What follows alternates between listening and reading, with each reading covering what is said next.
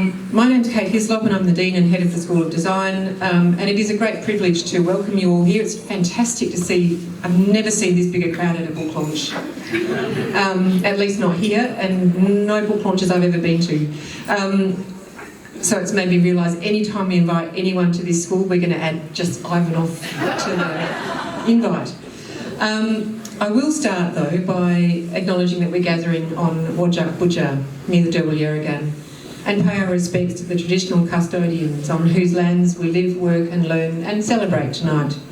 We acknowledge and respect their continuing culture amongst the oldest living cultures in human history.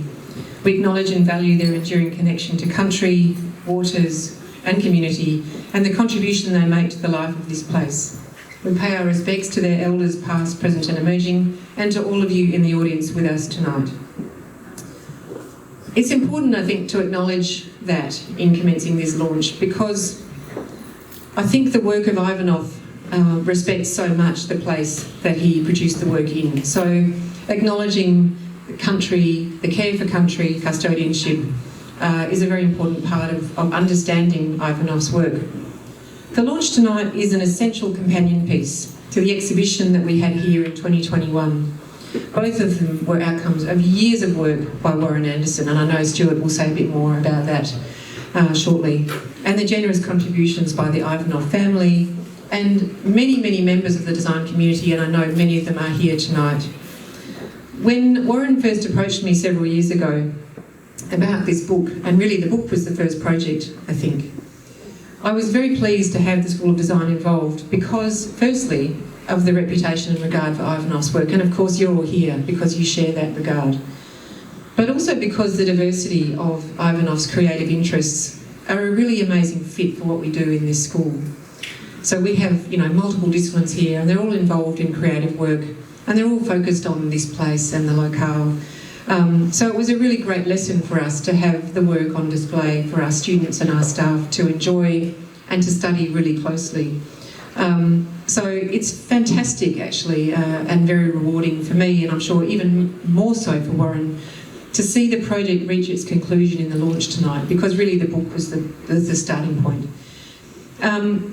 So I've written one of the prefaces in the book, and I'm not going to bore you with all of that because you can read it in your own time.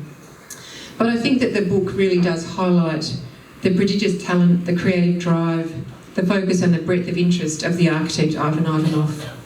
And I think at the heart of it, the reason I think that we love it so much, the reason that Iwanoff has this extraordinary following, the fact that so many people know the Iwanoff name in WA and across the country, is because of the evidence, I think, in Iwanoff's work, of the work of the human. So we see so much evidence of the labour of the hand, the work of the mind. It's full of a sense of Iwanoff's humour, his love for family, loyalty to friends and colleagues. So there are a few themes that punctuate the book that you can all find in your own time. So, of course, it's the story of Iwanoff, the émigré architect, but it's really also about this breadth of creative work. It's about his dedication to craft, and it's about his integrating of work with family life. So I think it's a great celebration of all of those things. I'm not going to say any more about the book because Stuart and Warren are yet to speak, but I will introduce them now. So Warren Andersen, who will be known to many of you, but perhaps not all, is not an architect. So I think it's, for me, I am an architect. I feel indebted personally to Warren for the enormous work that he's put in to collate the work of one of Perth's great architects. Warren is a consultant with over 40 years' experience in business management and urban planning in public and private sectors. He's a member of the Local Government Planners Association. He's been a member of the American Planning Association and the Planning Institute of Australia. He's an advocate for heritage, and he initiated the heritage listing and restoration of the 1906 WA Rowing Club building and the Jarradale Historic Mill town. And in 2021 he secured heritage recognition by the City of Fremantle of the 1968 recording studio designed by Iwanoff. So Warren, who is not an architect, has brought an enormous enthusiasm for the work of Iwanoff, the architect. Stuart Harrison, who's going to speak shortly, he's an architect and a good design advocate. He's a director of Harrison & White, a senior lecturer in architectural design at the University of Melbourne, and board member of Open House Melbourne. Many of you would know Stuart from his work on television or in public radio, in architectural history, and he's authored 3 books on housing. He writes for Architecture Australia and Houses magazines, and is a former host of the ABC TV show Restoration Australia, which of course did showcase an Iwanoff project. We're delighted that Stuart has actually flown in especially for this event tonight to speak to you all and to share his views of the book, but also his appreciation. So without further ado, can I introduce Stuart to speak?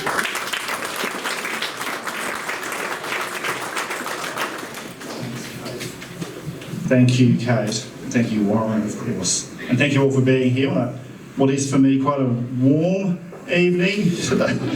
I woke up at 5 a.m. this morning in Melbourne and it was not like this. The endless summer, as my brother was saying to me yesterday. So yes, I've been involved in Iwanoff for 30 years as an enthusiast and as an architect, and particularly in the last 8, and it's so great to see that this book has brought together so much important knowledge, and Warren's been generous in his endeavours in putting it together. It's been talked about for a long time, a book about Iwanoff, and we have it, and it's great to see. I wanted to make a few comments to start off with about my own 30-year experiences with the work of Iwan Iwanoff, which started actually in this building 30 years ago when I was doing a subject as a student here called Western Australian Architectural History with Duncan Richards.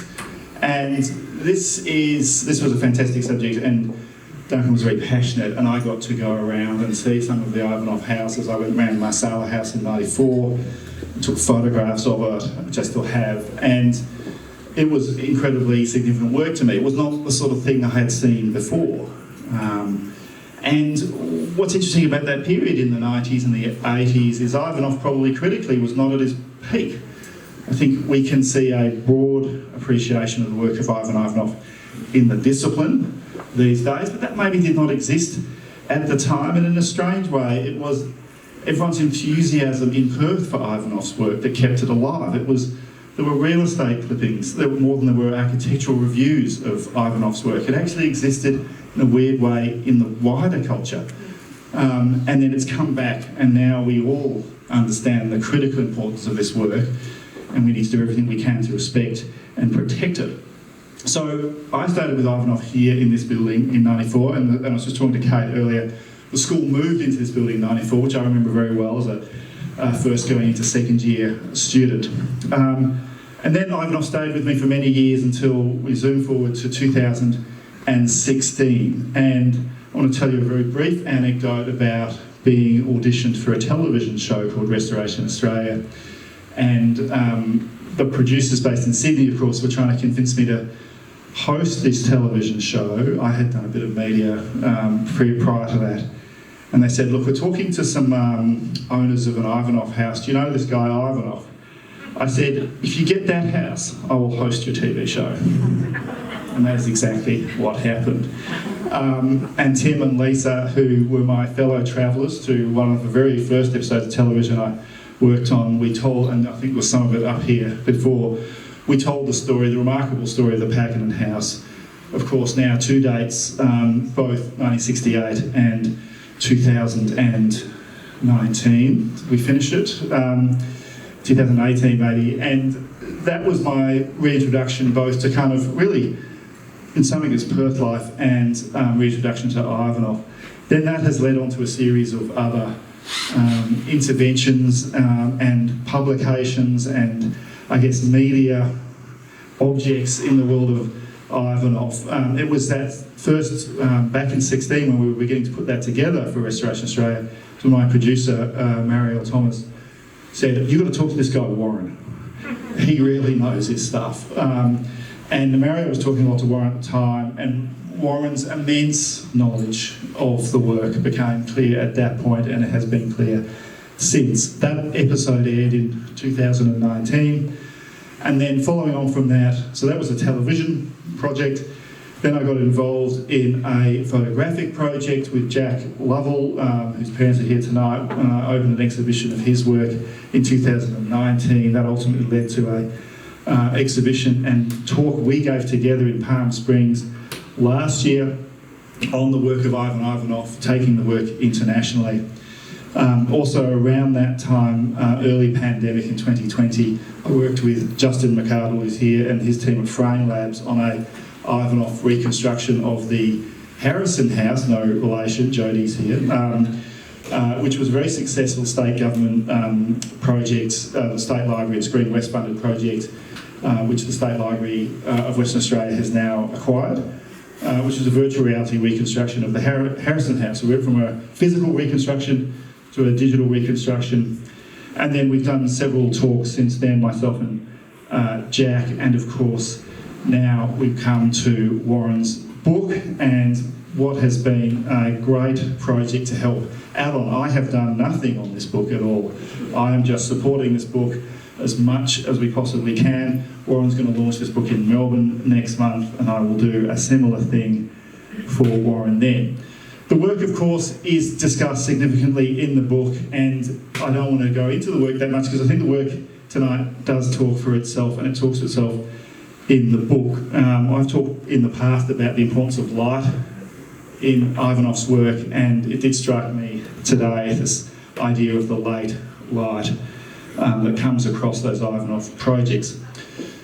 I agree with Kate, this is a very well attended book launch, and normally I would encourage people to purchase a book at a book launch, but the book looks like to me it's been selling like hotcakes. I think I saw Lisa buy 6 copies earlier. So I'd get it early if you can. It's excellent value at $65 and 5% off if you purchase 5 or more.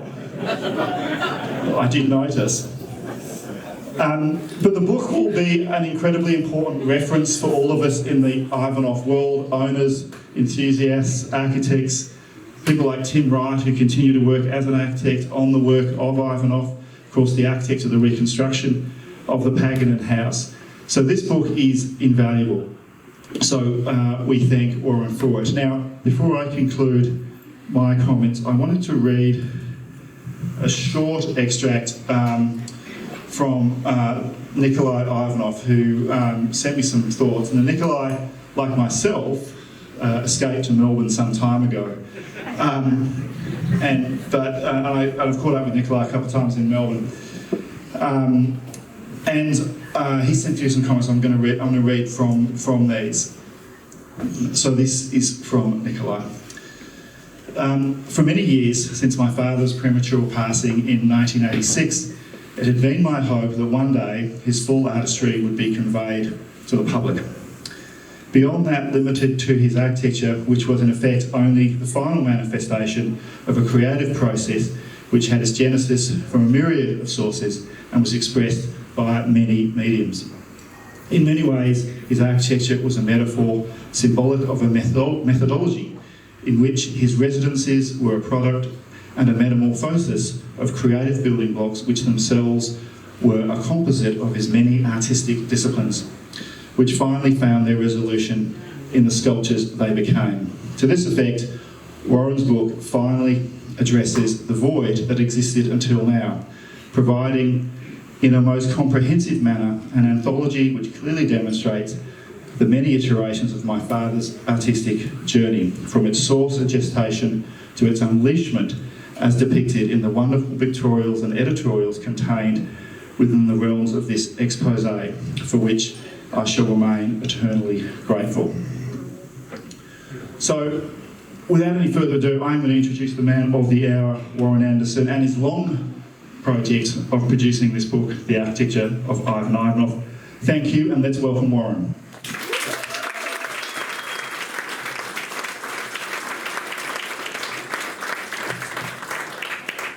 Thanks very much for everyone turning up tonight. It's been a fantastic event.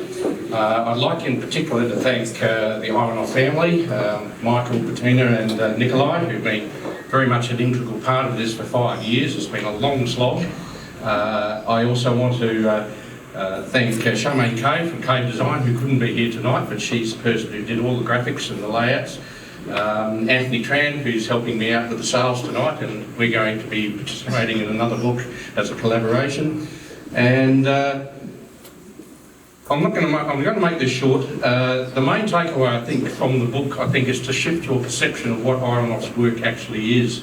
You'll note in the book there's no mention of the word brutal or brutalism, because I don't agree that he's actually been deserving of that simplistic label. But I would emphasise that there is a duality in Iwanoff's work between the classical and the modern. And as you can see in quite a lot of his houses and buildings, there is a coexistence of both the classical and the modern in time and space, in a physical manifestation of a building. And they can coexist together quite nicely. So you can't really buttonhole this person. He's so eclectic in terms of his styles. His 50s work was very much influenced by the international modernist movement, but as he gathered steam in the mid-1960s to 70s, he developed his signature concrete Besser block style. But if you look much more closely and peel away at those layers, you'll see a lot more there than just the simplistic brutalist label. That's about it. I'll keep it short, and so I'd like you all to have something to eat and drink and just celebrate the moment. Thank you.